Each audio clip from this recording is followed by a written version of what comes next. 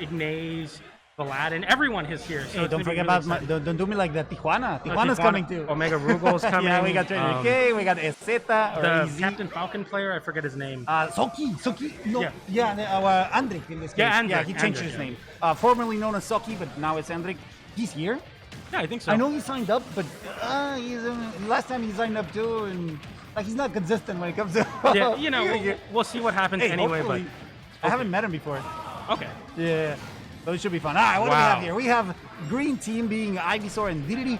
You know what? I like it. I like the crowd control that King Dedede can get with the Gordos. And even though it could be a bit of a gamble, because you don't know how Gordo is going to interact, especially on doubles, it could be great to, in conjunction, of course, with Ivysaur to get something started. Yeah, I think that a lot of this is going to be like an opportunity for him to juggle. You're going to see the Ivysaur there.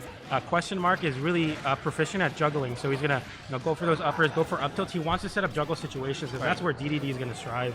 And I mean, the Pikachu Steve, to be honest, I don't really know what Steve's part is. I mean, Pikachu obviously is going to want to play point, play aggressive and edge guard, but Steve, although being a very good singles character, doesn't need to force people to approach like he does in the regular 1v1 format. So Steve could kind of fall behind in the tempo of a doubles match, right? And I think that's what's happening so far. Yeah, actually, if you think about it in the big scheme of things, maybe he's just the anchor. If he ends up being the last one alive, maybe he can just control the stage a little bit better with his blocks, even if it's a 2v1 situation. So it could be like a bit of a safeguard, but in this case, he's getting absolutely shredded at the moment. Yeah, I mean, it's so scary switching from, Squirtle to get a little bit of percent early on in the first stock into Charizard with that rage, but it didn't matter. One wooden forward smash was able to take the first stocks from both green team.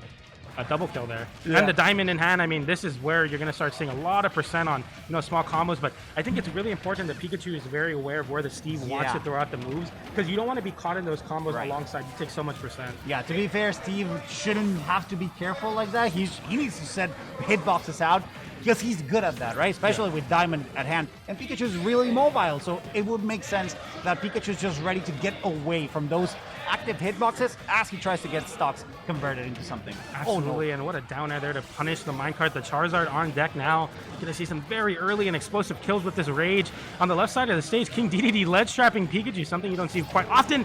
Goes for the forward smash, gets punished with the forward tilt. The Gordo sending away. Man, doubles is chaos. The Dash is not going to be able to take it. And a down smash and do an up B. That was 4 consecutive stocks taken in a matter of seconds. Yeah, and look, now it's a situation where Pikachu's on his own versus 2 big characters, or in this case, Charizard is out.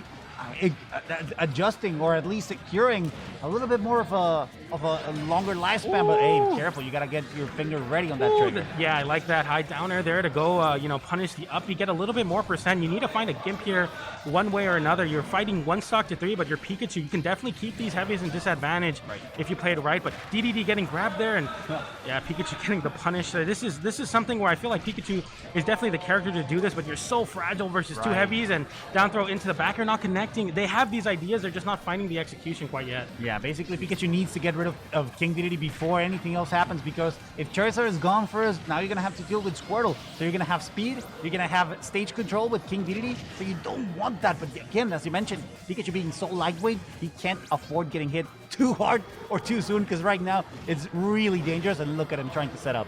Yeah, and I mean, the Charizard here is another threat altogether, being able to just run up and kind of hold shield down, keep things, dangerous.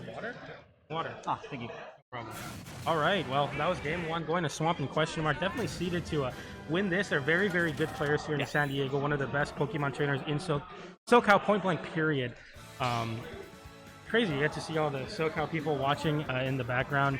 And I'm really excited to be here, to be honest. I'm finally here.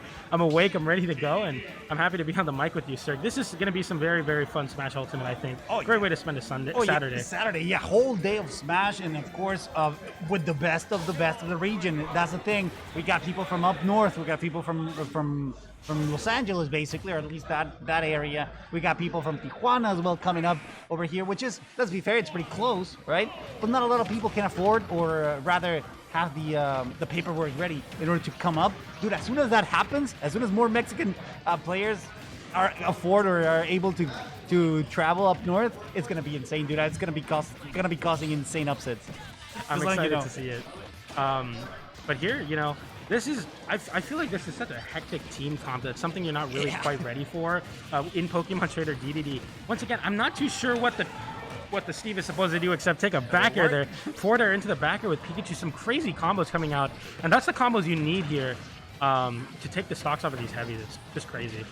Yeah, you gotta play around with the mobility that they have, the options in order to extend maybe an edge guard or something. But look at them, both well, the four of them fighting their respective enemy on each side as they were earlier. But look, it's just a situation where it's scramble time in a matter of seconds, so you gotta be ready to shift it immediately. Wow, and that, I mean, no Pikachu punish there, but that shield almost breaking there, that could have been very scary as well. I mean, the shield pressure, the amount of damage and knockback that's coming out is absolutely immense from both of these heavies. Charizard here able to get a kill basically off any hit at these higher percentages with Rage. DDD, of course, with Rage. I feel like it's crazy because both of these characters have, you know, not only their primary purpose of being a heavy to hold stocks, but also something they're all good at. DDD very good at set play projectiles, and Charizard being a very consistent way of killing out of shield. It's just a combo that's honestly kind of evil. Yeah, funny that he's not using Ivysaur a lot. They're just going for heavies, and it kind of works, right? If you catch a stray hit, or maybe we've seen those Charizard up beast out of nowhere, and they are taking stocks. We saw it earlier. Here they're getting punished. That up smash able to take it for the Steve. Very important. The hammer coming out from DDD, not finding the connection. The Pikachu, just mayhem happening. Every time the characters get split up, it's always a 50-50 gamble. Right. What the hell is going to happen? And that up smash is going to be what's happening to the Pokemon Trainer question mark. I don't even know what is happening here. The DDD's getting combo back air bridges from across the stage. The combo's on display here. Woo! Both of them swinging. Now, here's the thing. Question mark is struggling a lot. Even though he was doing a pretty good job with Charizard earlier, he got comboed. He got punished quite effectively, and he's in a really tough situation, putting his whole team at a very uncomfortable situation where they pretty much have to counterplay the aggression, or at least the play style that both of them are bringing. And even though Steve doesn't have Diamond at the moment, he's putting out a lot of damage at the moment. And that Bordeaux causing a lot of problems there on the ledge. As you said, the damage output being very good, and their ability to kill. Look at the frame trap from King DDD. Looked like Smash 4. That was crazy. On the down throw up air frame trap, I mean, if the more kill confirms you have and the more ways you have to rack up percent in doubles, I think the better. Because a lot of the weaknesses get overshadowed by the fact you have a teammate. You know, they're going to struggle in neutral, switch to Squirtle. You're going to struggle with the range, switch to Ivysaur. You need a kill, switch to Charizard. Pokemon Trainer is just an absolute menace in doubles, but that down smash is too. Bad DI from Charizard there. That means, oh, stock's taken. Oh, dude, that's super risky because King Dedede, even though he's heavy, he's not going to survive a Thunder point blank. And now it's turn for the Ivysaur. Now, Puff, I think it would make sense, right? Ivysaur, the Pokemon Trainer in this case, being the most versatile, he can shift his play style, but he's dealing with two really, really strong, really fast opponents. What do you think? How do you think he could bring it back if there's a possibility for Honestly, I think that what he's doing right now with, like, you know, trying to spam these projectiles with Ivysaur, I want to see a Charizard pick. That Nair there from the ledge. He needs to find a kill on this Steve or the Pikachu. Right. And I think Charizard's the way to go with it. One up smash and it's an even game, or a flare bit out of disadvantage, not able to kill, but on the ledge trap now. Forward smash not connecting, going for the up smash, yeah, but a parry forward smash, not able to kill. And this is a very good spot to be in as Charizard. Attack off the bottom of a Pokemon Stadium there. Yeah, not. Oh, yeah, it's hard. You don't want to be caught there. He's living. Survived? Okay, hold up. Down air. Oh my God, that almost could have been it. That could have been it. But wow. Wait, they did really well. Steve surviving for as long as necessary. Pikachu still had a clean stock, so it was hard in that case. Even though Charizard was doing pretty well overall, it was still not enough to get the stocks as fast or as quickly as he needed them. Yeah, I think that it was working a lot game number one, but game two, I feel like the Pikachu and the Steve were able to play their game a lot better. Able to have the room to combo each other. They're not getting in the way of each other's combos. They're racking percent, and they're getting kills. That up smash from the Steve, that down B from the Pikachu. A lot of clutch kills are super crucial against two heavy teams. Yeah, exactly. You gotta jungle around, like be good with that. And of course, as we saw earlier in the previous game, Viridian and David, I think, yeah, they were just complementing each other pretty well. Like their combos flowed into each other. Like they were ready, they were aware. In this case, I don't see that, but they're working really well, like on each other on their own, basically. I really like this FD counter pick for the green team here. I feel like this can be very, very fruitful, but if, the combo potential of both of these characters is so great that I feel like you could also struggle with landing and a lot of those other things, but, so far, just absolute mayhem as usual. The Steve just swinging at any way he can, trying to punish the Squirtle. A switch finally off. Question Mark seems to be preferring the Ivysaur and the Charizard in doubles, maybe for more stage presence in this matchup. Yeah, it would make total sense. You don't want to get caught, especially when you're fighting King Dedede. You don't want to get caught. Oh, careful! Oh, no spike on the right side of the stage, but still putting a lot of work together. At least Question Mark taking us that way. Swamp with such an unfortunate SD there, and able to take it with the Anvil as well. I mean, both of them losing it. They look like they were in so much control game one, but man, look at the other side of the stage getting comboed off. The high up B from the Squirtle's able to get him back, but man, this is scary. Somehow the Steve and Pikachu coming into their own here, game number 3. Yeah, and as Kloppa Hop says in chat, it's a weird matchup for sure. Like, it's a weird team, a combination that really, or at least so far, it's not flowing into each other too well. But as I mentioned, it's working because both are really good characters. We've seen the Steve meta develop quite a lot. So I don't know, maybe they're just doing their own thing and it's working.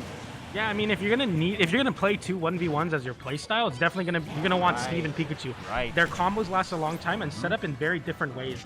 Steve is very vertical, likes to pop you up. Pikachu is horizontal, so you're kind of not getting in the way of each other. But makes sense. I think what needs to happen is Swamp and Question Mark need to cause more scrap situations where they're both together. Right. They need to play a very aggressive, like, I'm gonna be in your face and I don't care if my own teammate hits you because you're not gonna be able to coordinate anything. Exactly, and even if they do hit each other, there's a huge probability that they won't take the stocks, no friendly stocks, because of course their weight, they're going to ensure that they survive a little longer. So maybe you remember for Glory Ganondorf duos, you can just spam that up smash and spam it again, and it worked. Yeah, it did work. And both of the teams, they're losing their stocks. It's a very even game. I mean, Dedede with a little bit percent, nothing that the Heavy's not ready for, but the Steve isn't really even mining. It's really interesting, the dynamic here with Steve and doubles. You haven't really seen the meta. Finally, a TNT coming up, that can be a very good way to ledge trap and kind of stage control there, the Dedede needing to expend jumps. And what that does is it gives time for the Pikachu to play the corner pressure. Almost a high uppie that could have caused a team kill. I mean, Dedede is at 142, extremely fragile here. 1 forward smash, 1 up smash from Pikachu, anything really. And that's going to be the last stock for Dedede. I don't know, sir. I feel like the blue team got this here. Yeah, they're somewhat even at this point, but hey, it was, as I said, that the stock is gone, and now we're on 1 stock for each of the green team members, so it could be a little daunting. Oh my at this goodness, point, that recovery. Charizard is one good hit away Down from smash, losing that. Ooh, the back air there, the up air to punish the Pikachu, but not enough to kill at 88%. Dash attack sending in the corner with Wood, not able to kill either. Back air will kill a down smash and up smash. Really anything from the Steve or the Pikachu. You need to punish that. No punish on the back throw. Oh my goodness. It's really hard because Pikachu really wants to get that stock. Charizard is 1 sneeze away from just getting something going, but not quite yet.